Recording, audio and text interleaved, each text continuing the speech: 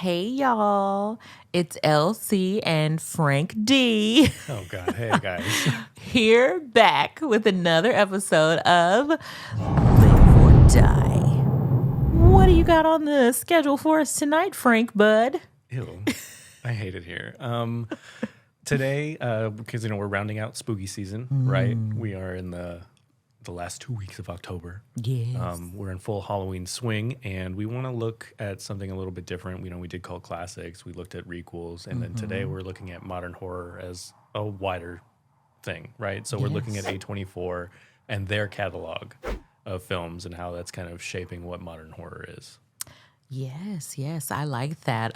It's so interesting to me when I look at A24.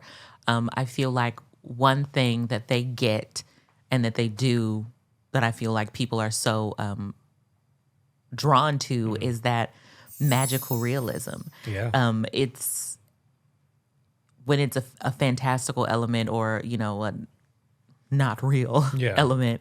Yeah. Will you explain what magical realism is? Well, yeah. So I will. That's not where I was going to go, but I will. I will actually explain magical realism. So magical realism is, the way I look at it from a literary POV, is it's a story that reads like it's a real life story, but there's some magic thrown in there, but it's done in a way that it feels real. And I feel like the perfect example of that is Harry Potter. Harry Potter, they exist in the real world, but there's this whole wizarding element. And we buy into it. And we buy into it, and we accept that this is just a part of the world, that there are wizards, and they go to Hogwarts when they get their letters. And so that is magical realism. I feel like the best example of magical realism that I can think of, which is not as fantastical as what I just said. Yeah. But that might prove the point better. Well, Raymond Carver's Cathedral, his short story Cathedral. I don't know if you're familiar with it. I thought you were going to talk about a movie. No. Here we are. No, I'm sorry. I'm sorry. Go ahead and tell us about this short story. Oh, well, no, I'm not going to tell you about podcast. I'm not going to sit here and tell you the entire short story, but I just know that in any literature class I've taken and we talk about magical realism, that story always comes up. Or maybe that was just in a chapter of magical realism and something else, because I really don't feel the magical element when I think of that story. And if anyone is familiar with that story, point the magical to me, because maybe I'm completely off here. I think a better example would be, let me think of something. I don't know. To me, Harry Potter is like the supreme example because what about of what In the I Mouth said. of Madness? I don't remember that one. I've only seen it the one time. Wow. Sorry. Okay. Move on then. So what I was trying to say before, like you put me on the spot and asked me to be Professor Lolo right now. Okay. What I was going to say is Teaching that the youth. Teaching the youth. That's right. That's what I live for.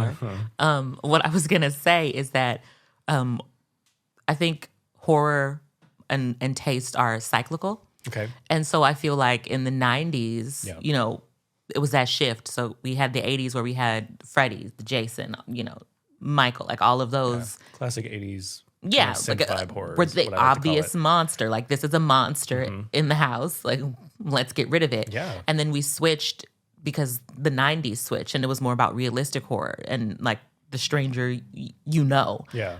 So like Screams and I Know What You Did Last Summer, that kind of thing. And I feel like what A24 does is it marries the two and it gives us the best of both worlds. Yeah.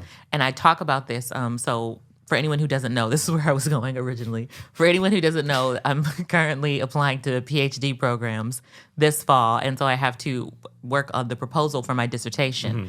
And being the lover of horror, and if I'm going to dedicate 5 to 7 years of my life to studying something, be something you like. I want it to be horror. Yeah.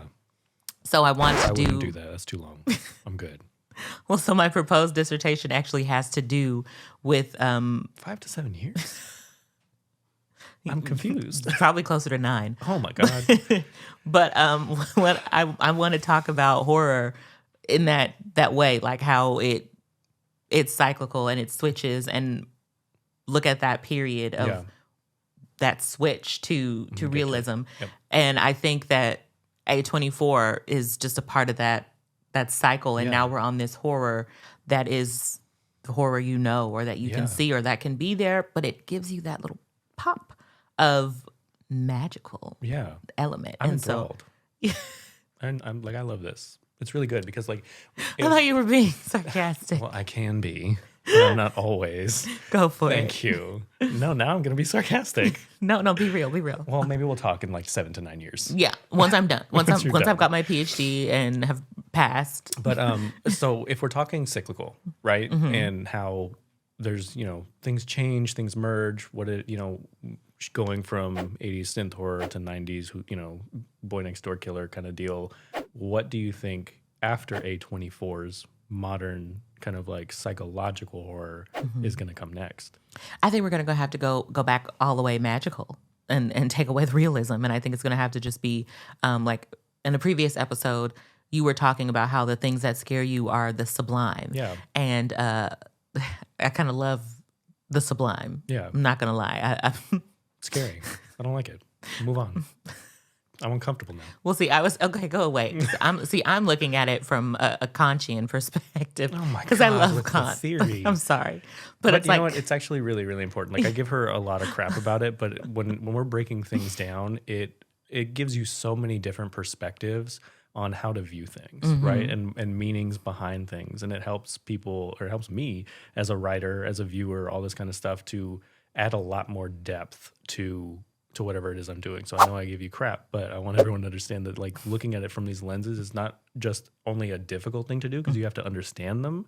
It's something that can be really beneficial. Yes. Yeah, I appreciate that. Thank you. That's the only compliment you'll ever get. And I love it. Thank you so much. I truly appreciate it. And for those, I'm going to attempt to explain the sublime. Yeah. And I hope I'm doing it right because I studied Kant for a while and I think I got it. Yeah. And I feel super excited and I hope it's correct. I'm going to look it up when this is over. Oh, and if I'm wrong, I'm sorry. And if there are any, other fans of Kant out there, There's not. type in. But I think that, so the sublime is when the imagination and understanding are at odds. Okay. And so it's like, for example, Yeah, I'm so excited to give you guys this example. I don't know why. I'm going to turn it a little bit because this when it comes to Kant, there's the beautiful. Yeah. And the beautiful is when imagination and reason are at play, if I'm explaining this correctly. Okay. So it's like you go outside. To me, the most beautiful thing in the world is this a snow day. And so I go outside and I see all the snow, and that would be, according to Kant, beautiful because there's no benefit. If there's benefit, then it's no longer beautiful, but agreeable. Okay. So like an attractive, to me, man is not beautiful. Even if I say, oh, he's beautiful, Yeah. he's not. He's agreeable because I want something from him. I have a sensual need from him, but I get nothing from the snow. I mean, I have a sensual need for him. We're gonna move on because I was sensual needs. Continue. With the snow, I get there. It doesn't appeal to my senses. It doesn't appeal to my morality. It's literally just something that I'm appreciating, and I get that feeling as if I'm getting something from it, but I'm you're not. So that's the beautiful. Now, when it comes to the sublime, it's the perfect example of that would be when you see the tsunamis on TV and you see the destruction. Yeah. There's no way you can wrap your head around what that destruction feels like. Yeah. You can see it and you can be like, this is crazy, but you haven't been in it and you cannot truly or space. Yeah. Like we can imagine like, oh, space, but there's no way we can wrap our heads around how vast it really is. Yeah. So That's why it's called space. There's lots of it. that's why it's the sublime. So when I think that's where we're headed after this. I think the next thing is going to be sublime horror. Okay. Where it's things that we cannot wrap our head around because I feel like it's scary because of that understanding and that imagination uncomfortable. I not like it. being they're in odds. Yeah.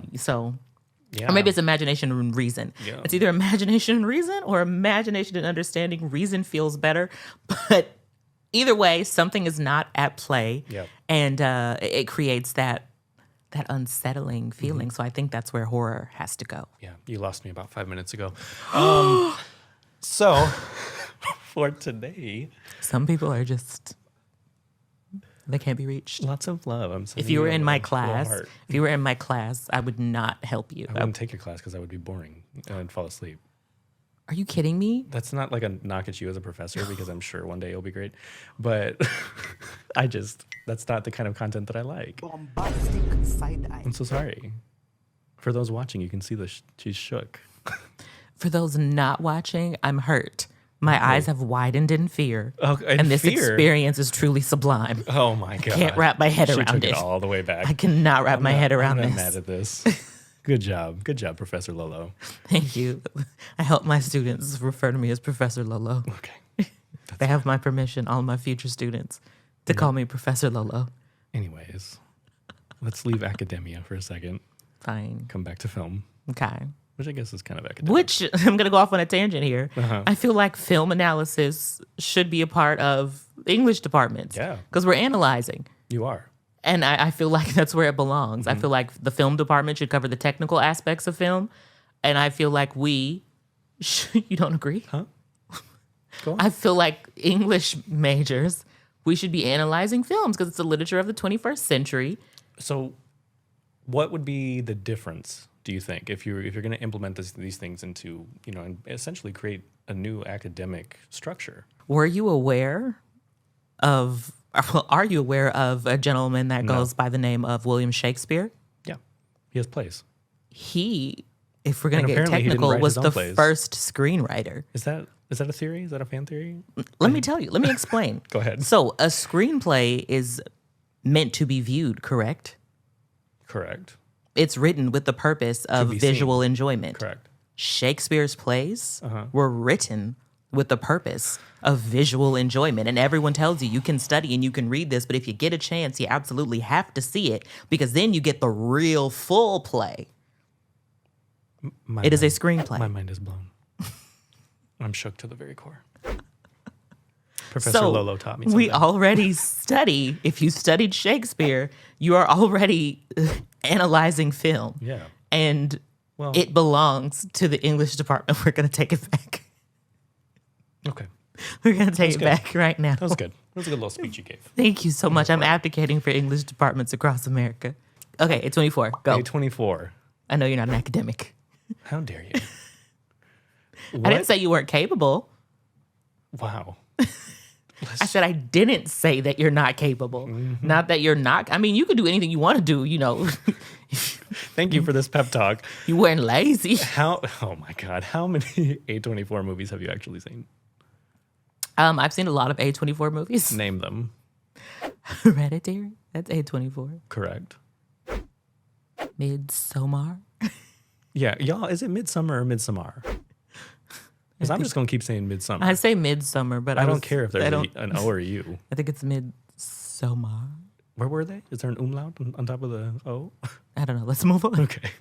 Anyways, so we have Hereditary, Midsommar, whatever. Who cares? With the new Talk to Me. Didn't see that one. Men. Saw Men. Oh, have so many thoughts on Men.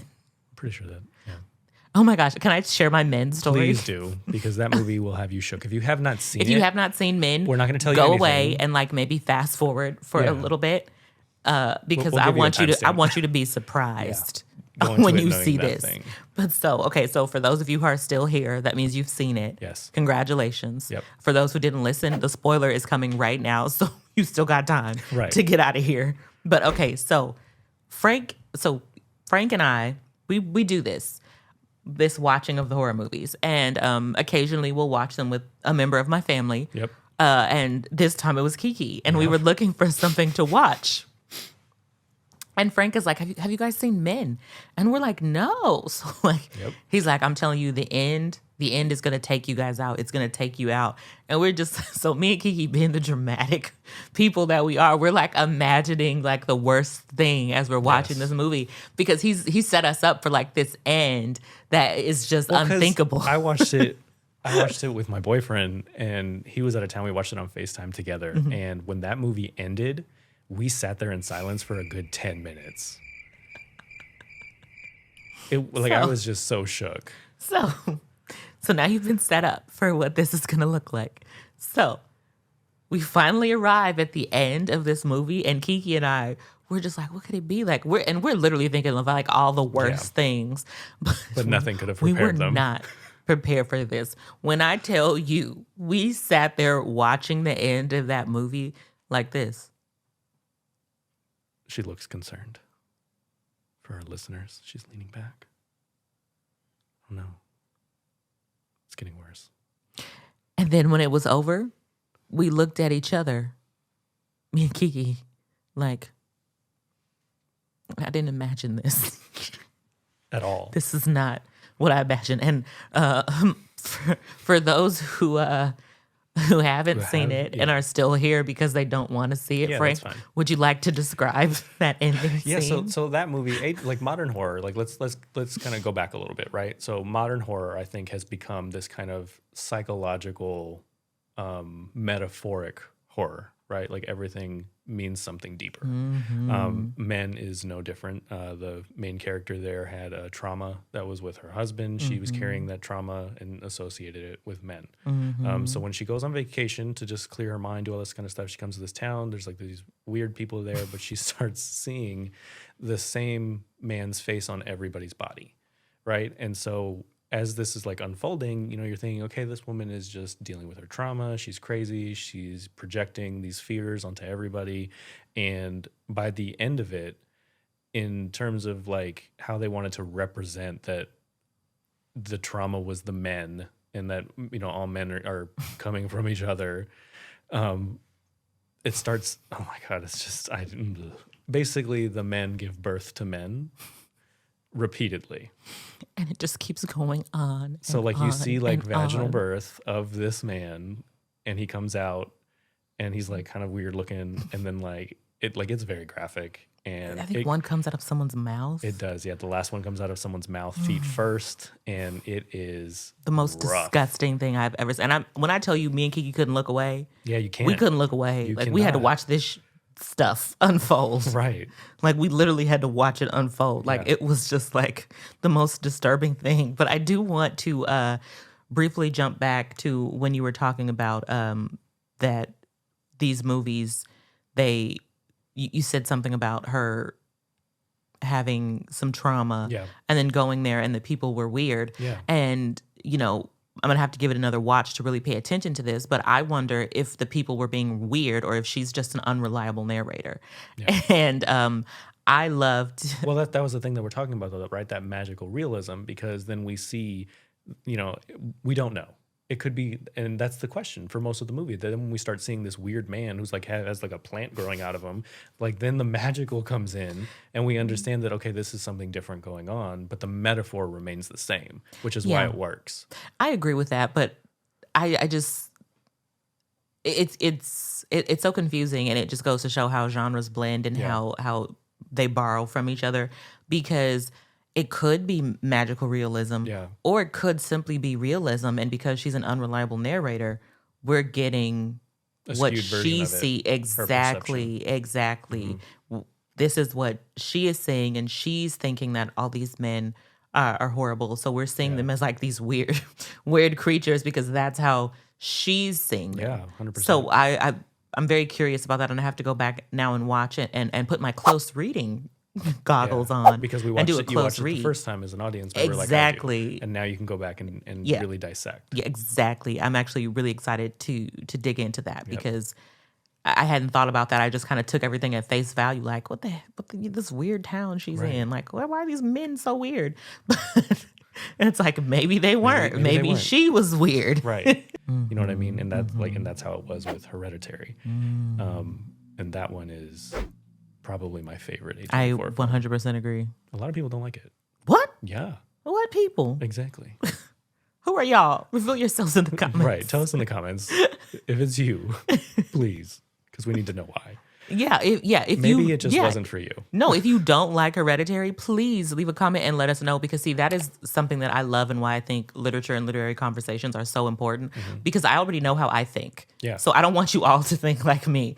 I want to know how you think. Like, why didn't you like this? And it's not wrong that you didn't like this. It's not wrong that I did like this, but I want to know, like, give me your tea. Like, I want to know what about this movie didn't do it for you. Yeah, and if it didn't do it for you, you're dead to me. I'm not saying all that. Like, you're dead to me. You good, love. Like, I just want to know, because like I'm so curious. about. That is an interesting way to look at it. Yeah, that's how I am. What someone perceived it as. Absolutely. Like I can have the most difficult conversations with people and we don't agree at all, but like I still want your perspective. Yeah. Like give it to me. But that's also being able to have like a real adult intellectual conversation, is understanding that opinions are going to differ, and that just because they do doesn't mean that that person should be attacked for it. Or it's because I'm nosy. That's very true too. You are. Tell me why. Like I pretend like I'm a therapist. Tell me why you feel that way. Right. Really? Do you got some trauma maybe? Oh, God. Related to this movie? Is that It's fine. you got something hereditary in your family? Right. Like, is that why? Hit too close to home? But that's definitely what it was about, because watching that trailer before the movie came out, like I thought Hereditary was going to be about mental illness, about it being genetic and being passed down from generation to generation. And that was something that for me was scary anyways, because like I struggle with anxiety, depression, ADHD, like all that stuff. So then, looking at it from a genealogical perspective and like how I'm going to pass that down to my kids was really scary, because that's what that movie is exactly about. So it really hit home for me just watching that trailer. Yeah. And then once we got into the movie, I was blown away, because it wasn't what I was expecting, and it was better than what I could have hoped for. Yeah, I went into that movie with no expectations. It is also going to have to get a close read for me now, because I vaguely picked up on the mental illness thing, but I was just so enthralled, and I think this is I don't know why I'm stuttering, but I think this is proof. Are you going to say penis? No. There you are, stuttering. Go away. I think this... Is that what you said? Sensual needs? I think that was it, if I remember correctly. Okay, so first of all, I think that this exposes how much of a pervert you are, because sensual just has to do with the five senses. Like, rub them up on each other. No, the That's senses, sensual. Touch. Yeah, that's what I just said. Sound, vision, like rubbing up on. No, ain't nobody. Why? I don't know. Why do you go around touching things and wiggling your body? That's not what I said. That's just how the gays do it. So sorry. That's not what I said. I meant sensual as in relating to the senses. Now you've distracted me and flustered me, and it's there we are. The worst moment right now. I don't even remember what I was trying to say. I think I was trying to say that this is what happens and what it looks like when magical realism is done so well. Yeah. Because I got the message of the hereditary and the mental illness, but I also was so enthralled in... Why did I just see you lotioning up your hands? There's no lotion. That's so weird. I'm so confused, y'all. She's having a stroke. Oh my goodness. Now we're way off track. I'm so tired of you. So when magical realism is done well, that I got the message, but I was so enthralled in the magical aspect, and I wanted to know what was going on within the family. You looking at me real suspicious. Go ahead. I hate you. I just need to know, like, with this movie being so well done and everything, were your needs met? I just need to know. My sensual needs. Your sensual needs. If you're talking about sensories, all that shit, was your mind stimulated? What sense is that? I don't know. The stimulation of the mind. I didn't say I was smart. Did you know there's a sixth sense? Girl, we moving on. No, I'm serious. Okay, Did you know? A sense of... Are you psychic? No. Do a reading. I was going to say the sense of space. Huh? Yeah. Explain. Okay, so like, I can close my eyes and I still know that you're right here. That's scary. Like because I'm the space. Okay. Like I'm aware of the space. Okay, but isn't it like a limited sense? Because if I move while your eyes are closed, now you no longer have an idea. Let's test it. Move. Did you move? Yeah. I mean, you're still here. Oh shit. I did move. I knew the area that you were in, so maybe I don't know. Well, the general but area. Yeah, I read this a while ago. I read a lot. If you guys haven't guessed, clearly, I read a lot, and I read that there was a sixth sense, and that it's space. And then I also read that there were other senses as well, but I didn't. You read went it down further. the rabbit hole. I almost did, and I stopped myself. I was like, 6 is cool. I'll get 7 later. Okay. Let's really dive into Hereditary. Let's do it. Who was your favorite character? Toni Collette. That's fair. Toni Collette's my favorite in everything. Exactly. So it's unfair. So we have to remove her and pick a favorite outside of her. So before we even get into it, do you think that this movie was snubbed for awards? Because that performance that she gave at that dining room table alone, to me, screamed Oscar. Honestly, and I'm going to just tell you this. If you say no. That's not what I was going to say. Obviously, I agree with you, but I'm saying I feel like this is a common theme among horror always. Yeah. Unless, which is why they reclass them as like a thriller or drama. and I was going to say, unless there is room to do that, because there was no way this wasn't a horror. No. But like if Silence of the Lambs can get away with it. it can, exactly. If it can get away with it, then they'll call it a thriller and they'll say this is critically acclaimed. Yep. But when it's a true horror, it doesn't get the appreciation, I feel. And I feel like I think they need a category. I'm going to come back to literature now too. Okay. Because I feel the same way with literature. I feel like it's okay to be a fan of gothic horror, but the minute it's just horror, it's like, oh, that's a hobby read. Yeah. And it's like, no, this is not hobby. No, this because is my life. Because horror and comedy are the two hardest things to do. Because it's all about 100%. timing. It's all about the punch. It's all about the delivery. They're very, very difficult to do. And I don't think people understand that. 100%. So they need their own category at the Oscars. I'm telling you, they do. Horror. They really do. And I think even, again, jumping back to... why would you not? It's a category of film. I mean, I don't think they need their own category. I think they need to be respected enough to be included in the categories that exist. But they don't fit in those categories. They do. Hereditary can 100% be Best Actress. Oh, yeah. But I just mean in terms of like, I guess Best Picture too, doesn't it? It 100% could be Best Picture. I retract We don't everything need I Best said. Horror Picture. Like, no. No, you're the best of all, not Okay. just of the horrors. You were That's the fair. best performance that I have That's fair. seen of all films that I have seen this year. Okay. You get this. I take it back. I apologize. I apologize, Oscars. No apologies One day necessary. you'll invite me. What? No apologies necessary. But I feel like horror is always snubbed. And honestly, I'm going to segue into a conversation that I have with my fellow literary friends. And we talk about There's how more of you? There's more of y'all? we exist. God. Just like the aliens. Go away. But what I was saying is that I feel like a lot of the people, and this is a generalization, so it doesn't stand for everyone, but a lot of the people, especially that I come across that love horror, it is that otherness that we're drawn to because we, in some way, feel that we are the others. Okay. And so I feel like that's another really, really strong draw of horror. Like this, mainstream doesn't want it. That's okay. We want it. It's ours. We're not mainstream either. Yeah. And I think that's a large part of why horror is so important to so many people, because it's like, you know what? We know who our fan base is. We appreciate you. You appreciate us. Yeah. And we're doing this for you. So horror doesn't need the Oscars, but it would be nice. Yeah. Because these filmmakers are... The filmmaking is happening. Yeah. And it's amazing. And the performances are amazing. And it deserves awards and acknowledgement. Yeah. And I think that's one thing that horror does really, really well is it's interactive with its fan base. 100%. And they always seem very, very appreciative and understand that without the fans, it doesn't exist. 100%. And I feel like that doesn't happen with like a drama or a Barbie or... Why are you hating on Barbie? Barbie was good. I'm not hating on Barbie. I'm just saying like they're not saying, oh, we did this for the fans. You know what I mean? Like we did this because of the fans. They didn't do it for the people in the world. They did it because they knew Barbie would make money. Some large assumptions there, buddy. The movie is fantastic and it has a great message. And I think it's something that I'm very, very happy that my kids watched. We loved it. Yeah. AJ loved it too. We loved Ken. Yeah. Like shout out to Ryan Gosling because him as Ken and his what was it? His something Casa Mojo Dojo house. Something like that. But anyways, back to us. Bye, Ryan. We appreciate you. So yeah, Hereditary is about a family. So there I was think an she might odd have girl. just been odd. Yeah, there's an odd girl. Something was off there for sure. She wanted to tag along with her brother Which to a is party. cute. It's not cute.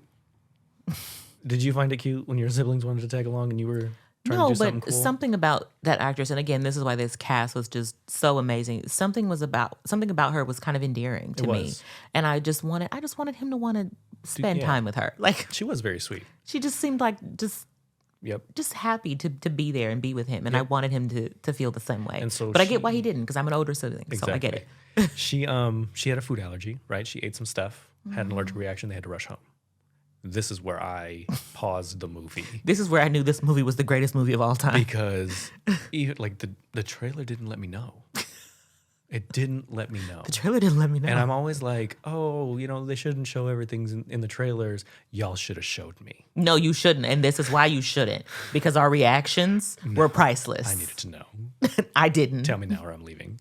That's where we're at. That's my mom. Her mom does that every time we watch a horror movie. Anytime, like when we watch Jeepers Creepers with her, we had already seen it. And this was her first time seeing it. And when Justin Long looked down the thing and was like, I'm going to go in, she was like, this is so stupid.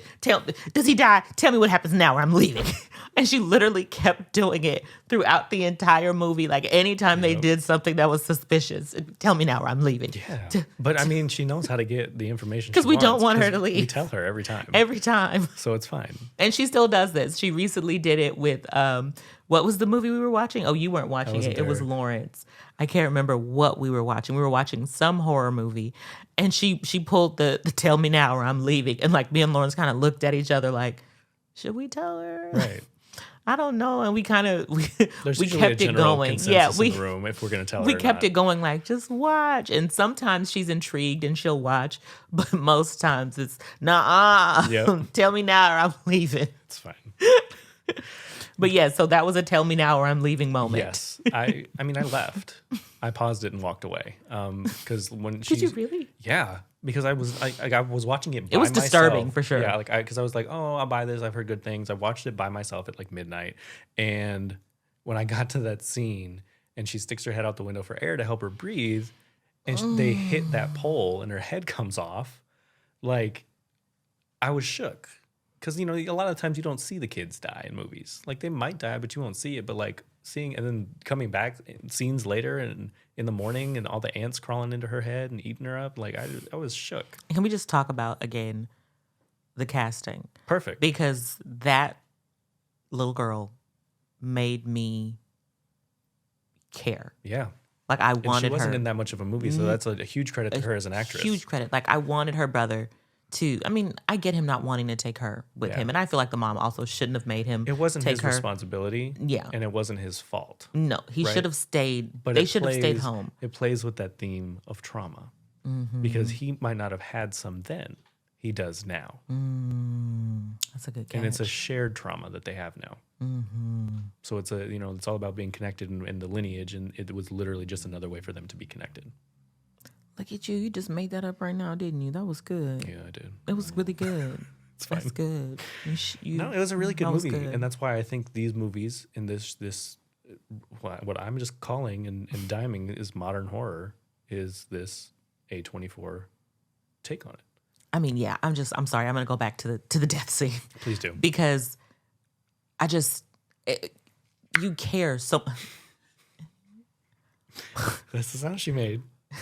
I was helping you. I didn't ask for it. I didn't ask for your help. Like, stop. Anyway, we care about her. And then when she has that allergy, it's like, as an older sibling who cares about her younger siblings. So I know this is new for you because you don't feel the same way about your younger siblings. Wow. She just said I don't love my brothers. But for those of us older siblings who like actually care for our younger siblings, this is like the worst nightmare. You're out with them doing something, and then now we have this allergy. Yeah. And you're freaking out because there ain't no EpiPen here. No. So you're like, I have to get somewhere. And then little siblings always do the silliest things. And so it's like, she's thinking, I know, I'll get more air if I stick my head out here. So like you see the dynamics play out. And then they take her head off. And it's just like, as an older sibling, at that point, if that had been me, they done lost 2 kids because I'm not coming home. Well, that was the thing too. Like, I'm not coming home. This is what really shook me, right? Because like it could have ended there, but the brother drove home. Like he stopped the car, but he didn't look back there. He couldn't. He went home and went to bed, and then his mom had to find her body in the car. He was shocked. Yeah, he was shocked. I'm traumatized now. I'm traumatized as well thinking about it. Ugh, it's rough. This is really a lot. It is. But it shows like... Oh, what an asshole, now that I'm thinking about that, doing that to the mom. Right. And that's why she had her whole scene at the dinner table. Because it's like, yes. But also not an asshole, because he too was a kid and freaked out. Yeah. And it's that whole trope of kids being like, well, if I don't acknowledge it, it didn't happen. And it's like, no, that's not how life works. So that's also a lesson. Yeah. It's like you can't go back to sleep and wake up and it'd be different. But like, that was also... This is adulting. You have to deal with it. That was also the inciting incident for the story. Oh, 100. Come on, inciting incident. Come on, we got it. But that's what propelled everything forward. Because from there, that's when we start getting introduced to the magical realism. When Toni Collette is painting her stuff, when she's doing all these things, and we're seeing, you know, all these memories or whatever she's recreating, we begin to question her and where her stability is at, right? We question the husband because he's quiet. He doesn't say anything. You know what I mean? Like I had such strong feelings about the husband, and none of them were positive. No, none at all. And then the son too. Like now he's broken at this point, and that's Did you like the son though? I like that actor. I like the actor. Yeah. Again, everyone in here was perfectly cast. But did you like him as a character? No.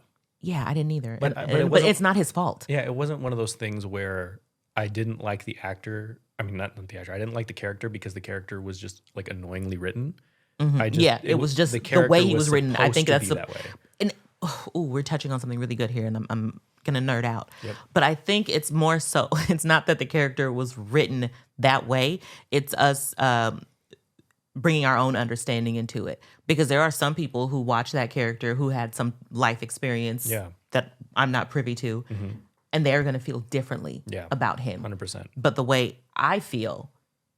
My own experience made me feel a certain type of way about him, because I feel like, I don't know. Like in what way did you feel different? So the way I felt, he annoyed me. As most teenagers do. And I think it was part of him being a teenager, but just the way he reacted to the death. How did you want him to react? Because you just defended him when I brought it up. I did defend him, and then I thought about it again, and I was like, I remember. So this is actually me back in time. This portion, the defense was me today, but me back in time when I watched it the first time, and why I was so annoyed by him is I just felt like he was too old for the reaction that he had. Which again, this is sublime because this has never happened to me, so I don't know how he should react. Yeah, because you've never been in that situation where your sibling's head popped off. Oh, I am never in this situation. But so again, my judgment was a little askew. It was wrong. You can say it. It wasn't wrong. It wasn't wrong, but it was a prejudgment. Okay. Before getting to know all the. It was incorrect. We can go that way. You just felt the same way about him, so get out. Anyway, I just feel like him coming home and going to bed just really upset me, because, you know, I've been an older sibling and now I'm also a mother. And yes, it would have been the most horrible thing in the world for him to see, but it was worse for her. Yeah.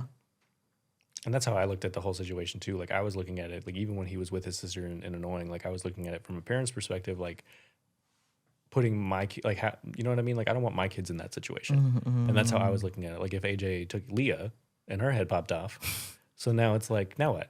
You know what I mean?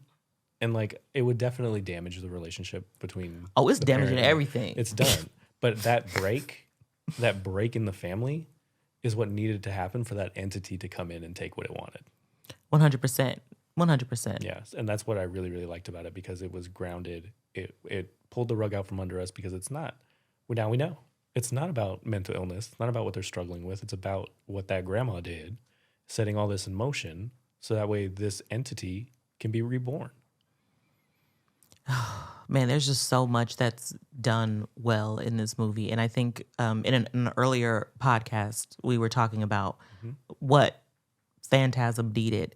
And I think this is it. Like, we got just enough of a story. Yeah. There was equal build-up and equal reasoning. Yep. Even though it upset me so, the way this movie ended. But just like that.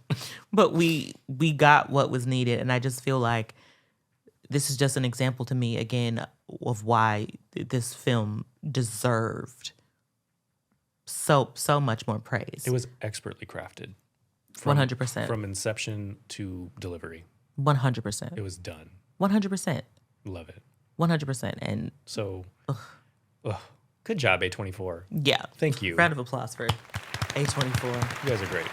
So I'm glad that you mentioned Phantasm, right? Because one of the episodes we did was on cult classics. Yes. And I kind of want to talk about the difference in cult classics then and kind of understanding what's going to become a cult classic now. That's cool. Because I think Hereditary is going to go down as a cult classic. I think Hereditary is going to go down as just a classic period. That's fair. Yeah, I think it's just a classic period. But something that I think would be a cult classic.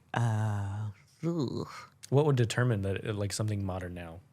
Because obviously the times have changed, right? We have, back then it was like, okay, maybe it was a small audience, maybe it just garnered a great, reception, whatever it was. But now, if a movie like The Flash bombs and comes out on digital, it's now the number one on digital for weeks at a time. You know what I mean? So what is going to be the contributing factors in becoming a cult classic and make it a now? cult classic. Okay, honestly, that's a loaded question. It is. I think that Bang, bang. I think what's going to make it a cult classic is what always makes a cult classic is that a newer generation Is gonna sees discover it and they discover it and they resonate with it somehow and they give it new life. So the movie has to be timeless. 100%. I think it needs to be has timeless. to carry through forever. Exactly. I 100% think that's it. Because for me, when I think of like a cult classic, my go-to cult classic for some reason is always Rocky Horror Picture Show, and how new people are always finding it. I think about how, year after year after year, it's always being played at some venue for Halloween. And so I feel like there's essentially conventions for it at this point. Exactly. And so I feel like that's what makes, but again, it comes back to this otherness and like the people who find these movies and who resonate with them. I think that's kind of the difference between a cult classic versus a classic, because I feel like we can all agree that Psycho is a classic. I don't agree. We can all agree that Psycho is a classic. You don't even like that movie. I've never seen Psycho. I've only seen the remake with Vince Did you Vaughn. hear that? We can all agree that Psycho is a classic. Did you hear her? But It's older than classic. 1978. It's past her cutoff, guys. But I have sense enough to recognize that it's a classic. It's talked about and beloved by so many people, so it's a classic. But what I was saying is that the difference for me between a cult classic and a classic is that a classic belongs to everyone, and a cult classic Belongs to a group. they feel like this Belongs to belongs them. to us. Gotcha. This is ours. That's good. Yeah, and so I feel like I feel like the horror movies that are coming out now, assuming they stand the test of time, they'll become cult classics when the group that they're speaking to discovers them and brings them back to life. But I think that's really something that's kind of fantastic and like really exhilarating, because when I watched Hereditary, I knew that that's what it was. I knew it was going to be that kind of movie that can connect generation after generation and be passed down. And then I can, once my kids are old enough, I can be like, let's watch this, y'all. I think it's going to be one of the movies, because like I remember growing up, my whole family is really into horror. Thank God. And so I remember growing up that my parents, they would have movies at any time we did sleepovers. They would have... Y'all were the house that let the kids watch whatever. No, we weren't that house. Okay, good. No. That house existed, but it wasn't ours. Gotcha. But they had horror movies that they would pick, and like they would know, like Poltergeist. Poltergeist. Oh my gosh. Do you want to hear my creepy poltergeist story? Oh God, go ahead. Okay, so my dad had been hyping up Poltergeist. He kept telling us how creepy it was. Like, this is such a creepy movie. It's so creepy. And so when I say sleepovers, it was my cousins. Like, my mom didn't do like the friends. Yeah. Like, she didn't want us to go into friends. Friends couldn't come here. So our sleepovers were always cousins. And I lucked out to have such a large number of cousins that were my age. Yeah. So these would be big sleepovers. Poltergeist. And so at a sleepover, my dad went to not Blockbuster, but we had a place called the Video Update. And so she went to Video Update. I feel like I remember that. It sounds so familiar. Maybe y'all had one too. Maybe you just told me this story before. And I think I did. Okay. You'll recognize it if you've heard it. Okay. So he went to Video Update and he got Poltergeist for us. And so we were watching it and we were so into it. And then we fell asleep. Oh. So the next morning. Seems to be a habit that you have. Continue. I'm not asleep. I'm closing my eyes. Exactly. Next morning. So the next morning, we were all like, we had about 30 minutes left of this movie. Do you guys want to, while we're eating breakfast, finish this? Interesting. And so I rewound it to get it back to the point. Yeah, I had to rewind it because it was a VHS. So I rewound it to get it back to that time that we were in. Yeah. And when we pushed play, it was not the same movie. Shut up. It was not the same movie. What do you mean? It was a different movie playing. How? It was a different movie playing. Same VHS. It said Poltergeist. Well, I took it out because I was like, well, maybe my mom or dad switched it out. Yeah. And it said Poltergeist. And I put it back in there. And I was like, well, maybe we didn't see this part. Yeah. So I rewound it all the way to the beginning. And it was the same actors. And they were doing different things. Like, this was not the movie that we had watched the night before. It looked like a home video. What? Yes. Isn't that really creepy? What? We were creeped out and we like told my dad, we can take this back. What the hell do you mean it was the same actors? It was like the same actors, but they were not the same scenes that we had watched the night before. It was creepy. We were creeped out. It's a true story. True story, by the way. And I, to this day, have no explanation for why this happened. But it was a completely different movie, but it was the same actors. That shit didn't happen. And it was like, it was almost as if we had somehow unlocked the DVD behind the scenes. On a VHS. That's what it felt like, because it was like, It was a home video of the same actors. The same And you rewound actors it all the way to the beginning. Rewound it until it stopped and said play. Remember it used to do that? I'm uncomfortable.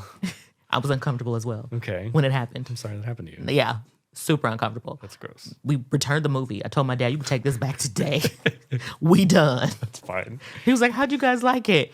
Right. That was our response. It was good. Yeah. Yeah. Get it out the house. Okay. I'm done being uncomfortable. So, obviously, with looking at Hereditary, it brings up really important points about mental health, right, and how that can affect people. And it's really important that if you are struggling or you aren't sure, you need help, like it's okay to ask for it, right? 100%. Like you want to reach out, you want to check on your friends, you want to see how they're doing, and get them help if they need it. Get yourself help if they need it. I'm in therapy. It's a great time. I love that for you. Right. It's not working. Oh. Well, we can still try. I'm kidding. You're a wonderful human. But not only that, though. I love going back to the movie and how mental illness is hereditary. Yeah. I think that you touched on something that I thought was pretty cool where, I mean, it's not cool, but where you talk about the brother who now he has his own trauma. And I think that goes to show how mental illness, it doesn't just affect those who are affected. Yeah, it's everyone around them. Yeah. Yeah. Yeah, 100%. And I thought that was, I mean, I'm sorry. I know we usually have this segment where we do the recast, but there's no way any cast that anyone comes up with will ever be better than this cast. And I don't ever want to see 20 years from now some Hereditary remake. Like, just keep re-releasing this one in theaters. Right. Because don't remake this. It's so well done, and nothing in that movie, like there's no like CG that's gonna age terribly. Like it's just so incredibly. Yeah, well leave done. it alone. Let it become the classic it deserves to be. Exactly, and it did. Oh, honestly, so I know I just said that I thought it would be a classic in general, and I do think that holds. But I also think that I feel that way because I'm a part of the cult. So maybe it will be a cult classic. Yeah.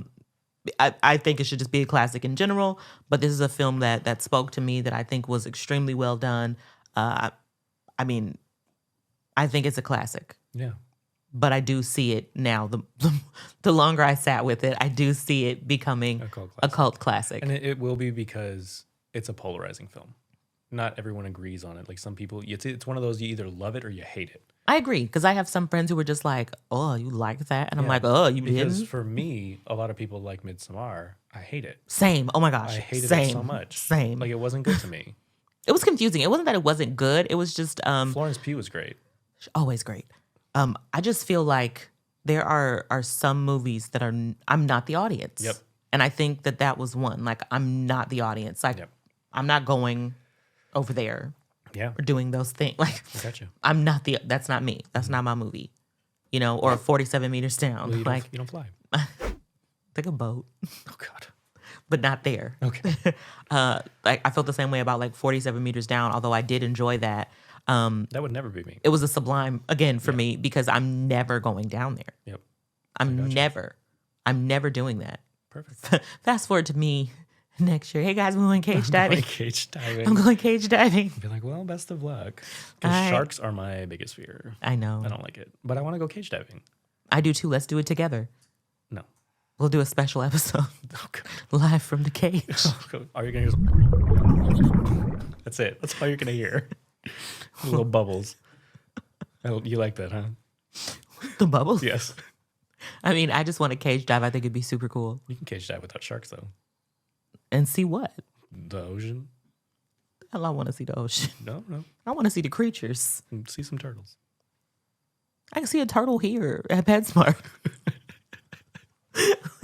That's fair. I want to see something that I can't see anywhere else. Or okay, at the very least, if you won't get in a cage with me, what about we do one of those, like, the boats with the glass bottom? Those are so dumb and they never look good. Anyways. You're shooting down all my ideas. That's fine. I have a question for you. Oh, yeah. I love questions. Yeah, I know you. So before we sign off for the day, Yeah. how would you rate the film? Oh my gosh, on our absolutely. Stab-o-meter?